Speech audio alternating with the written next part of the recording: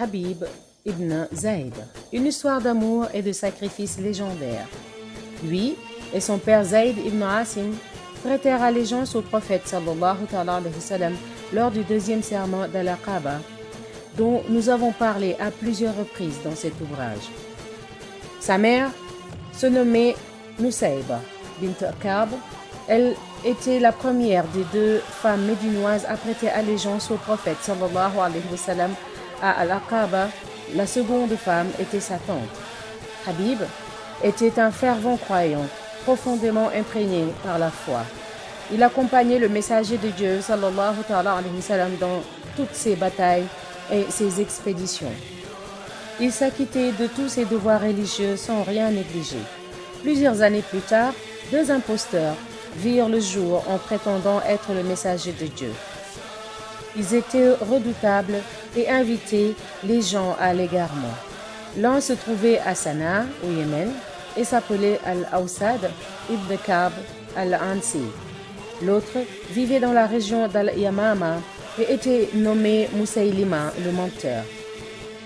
Ces deux imposteurs œuvraient pour créer un conflit entre les croyants et leurs adeptes, mais aussi pour provoquer des troubles au sein même de la communauté musulmane. À sa grande surprise, le messager de Dieu sallallahu alayhi wa sallam reçut un jour un émissaire de Musaylima. Il portait un message qui disait: de Musaylima, le messager de Dieu, à Muhammad, le messager de Dieu. Salut à toi, je t'informe que j'ai été associé à toi dans cette affaire de révélation. La moitié de la terre nous revient, Musaylima et sa tribu, et l'autre moitié revient aux Qurayshites. Mais ces derniers sont des gens transgresseurs.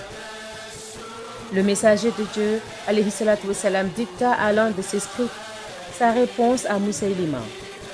Au nom de Dieu le clément, le miséricordieux, de Muhammad, le messager de Dieu, à Musaylima, le menteur. Que la paix soit sur celui qui suit le droit chemin. Sache que la terre appartient à Dieu et qu'il la donne en héritage à qui il veut. L'issue sera certes heureuse pour les gens pieux. Les paroles du prophète alayhi salatu wa salam dénonçaient très clairement les allégations de ce menteur de la tribu des Bani Hanifa qui imaginait que la prophétie était synonyme de royauté. Ce menteur voulait partager en deux les terres dominées par les musulmans. À la lecture de la lettre, Musaylima ne changea pas d'habitude pour autant. Au contraire, il agit avec davantage de zèle et s'enfonça dans un égarement encore plus profond. Comme Musaylima continuait à appeler les gens à croire en ses mensonges et à causer du tort aux croyants, le messager de Dieu, sallallahu alayhi wa sallam, décida de lui envoyer une deuxième lettre pour le mettre en garde contre ses inepties. Cette fois-ci, il envoyait une émissaire, Habib ibn Zayd. Très heureux d'accomplir sa mission, Habib partit en direction de Musaylima, en étant confiant et en nourrissant l'espoir de voir Musaylima se guider vers la vérité. Il aurait ainsi droit à une large récompense auprès de Dieu. Mais Musaylima n'était qu'un menteur et un prétentieux. En lisant la lettre, son entêtement et son aveuglement s'intensifièrent. Son âme ne pouvait que l'inciter au mal, puisqu'il n'avait ni honneur et ni courage.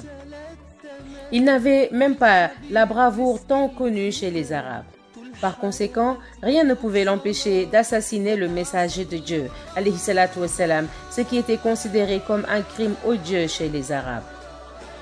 Le destin voulut ainsi donner une nouvelle leçon d'héroïsme avec cette fois-ci comme acteur Habib ibn Zayd. Cela ne pouvait que démontrer davantage la grandeur et la noblesse que l'islam apportait à l'humanité. Musaylima regroupa ses fidèles et fit venir Habib ibn Zayd, qui portait les traces d'un supplice terrible qu'on venait de lui faire subir.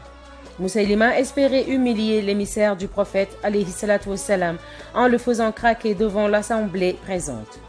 Il était convaincu qu'il réussirait à l'amener à renier le prophète sallallahu alayhi wa sallam pour embrasser ensuite sa cause et le rejoindre. Il espérait ainsi produire un miracle devant l'assemblée qui était très attentive. Musaylima lui dit: attestes-tu que Muhammad est le messager de Dieu?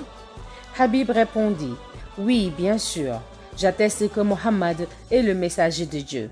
Humilié par la réponse, Musaylima lui rétorqua, attestes-tu que je suis le messager de Dieu? Habib lui répondit sur un ton ironique, je n'ai rien entendu. La réponse de notre compagnon mit Musaylima hors de lui, car son plan avait échoué. Il avait été humilié devant son assemblée, alors qu'il souhaitait leur montrer un miracle. Il s'était totalement décrédibilisé devant ses adeptes. N'ayant pas de la part de Habib la réponse souhaitée, Musaylima se déchaîna contre lui et ordonna qu'il soit démembré et découpé en morceaux. Habib aurait pu sauver sa vie en adoptant une attitude conciliante. Un tel comportement n'aurait jamais diminué sa foi ou sa religiosité. Au lieu de cela, il dit et répéta, « Il n'y a de Dieu que Dieu et Muhammad est le messager de Dieu. » Sallallahu alayhi wa sallam.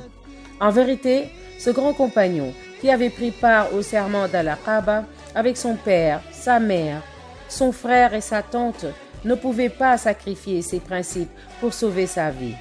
Son engagement pris à Al-Aqaba exigeait maintenant de lui qu'il prenne ses responsabilités en offrant sa vie.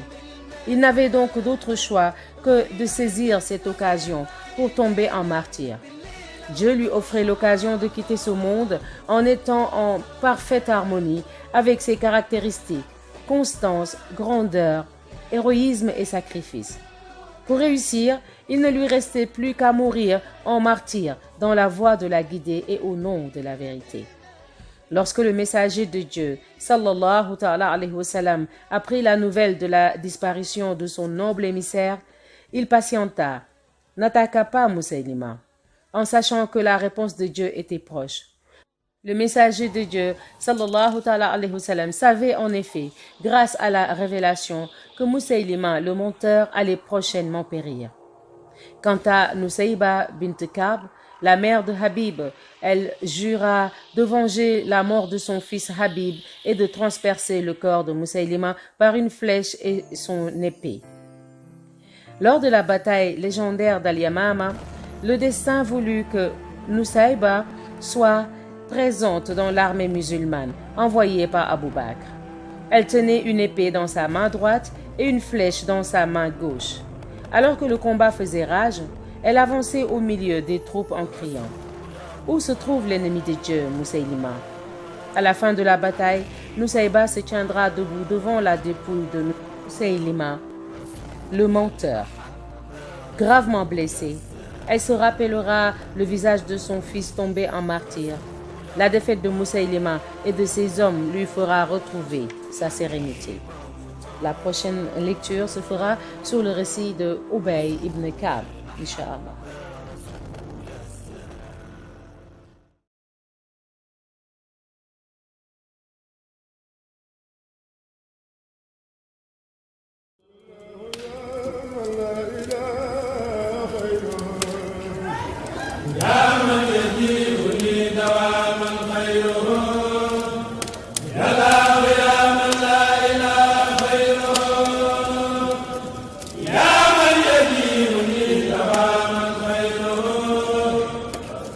وسلم سرمدا